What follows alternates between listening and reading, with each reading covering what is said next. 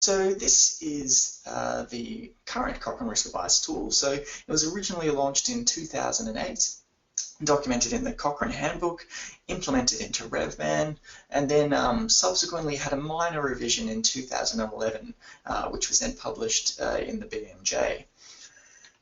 So this is what the tool looks like. So this is an example of a completed risk of bias table for the review foam dressings for venous leg ulcers. As you can see down the left-hand panel, we've got a number of different sources of bias that need to be assessed, author's judgment for each source of bias, and then any support that they have for that judgment in the form of, say, quotes from the actual publication, and then their interpretation of whether that is a problematic method that was used or not.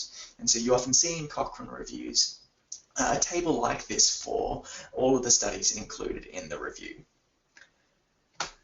So the current tool includes 6 sources of bias that are assessed by default, with an optional other bias domain where people can raise some other issues that they have some concerns about.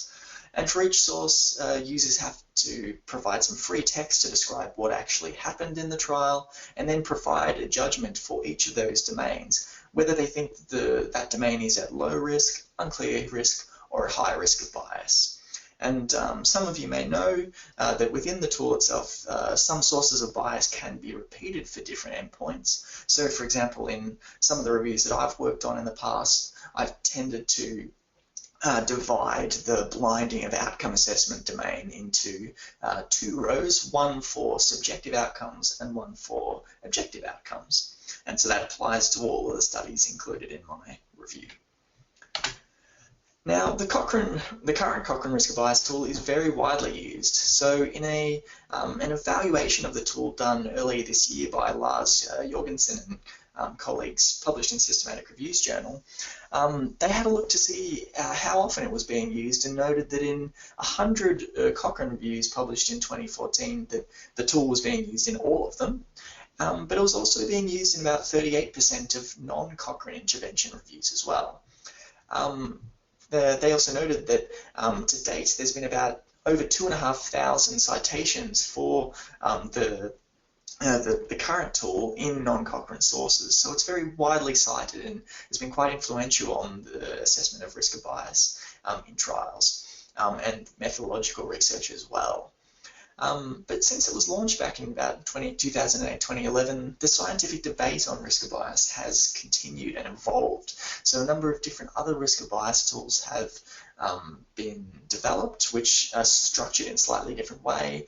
The empirical evidence for different sources of bias has accumulated as well. And also during this time, there's also been a number of evaluations of the tool. So Jelena Savovich and colleagues in 2014 published a survey of Cochrane review authors and results from some focus groups on how users actually find the tool.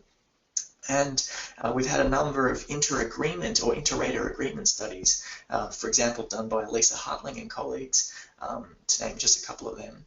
And in that same paper done by Lars Jorgensen and colleagues, they actually looked at the actual use of the Cochrane tool in published reviews. So that is how often studies are rated at low or high risk of bias, and what sort of new domains are being added to the tool, or which ones are being taken out of the tool in actual practice.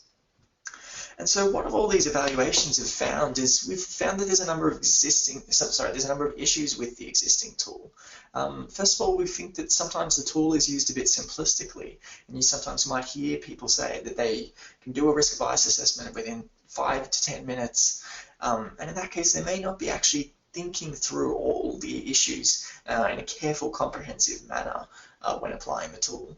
We often find that it can be used inconsistently, so some of the core domains are dropped from the tool in some reviews, and some new domains are added which are not necessarily related to bias. So some people will add an issue of sample size to the actual to all their risk of bias tables, which has a lot more to do with precision than bias per se. The inter-rater agreement studies do tend to find that there's modest agreement between 2 raters on the tool. we also found that only about 5 to 10% of trials in Cochrane reviews actually scored at low risk of bias overall. And possibly one reason for that is that there tends to be an overuse of the unclear risk. Now, sometimes for some of the domains in the tool, particularly incomplete outcome data and selective reporting, some users keep telling us that they just find those domains particularly difficult and that they need a bit more guidance in order to assess them. There are some particular challenges with unblinded trials where we do hear time and time again from people who tend to work on interventions where it's just not feasible to blind people. They just a bit, I guess, uncomfortable with the idea that all of those trials that cannot blind people automatically get rated at high risk of bias due to that lack of blinding. The current guidance for the current tool also is generally best suited more for your standard parallel group trials and not as well suited to crossover or cluster randomized trials. And in general, there's not really a standard, very well systematic approach to reach an overall risk of bias judgment for a particular study. When you consider all of the domains together, what's the overall risk? And while there is some guidance in the handbook about that, it's not necessarily followed that closely.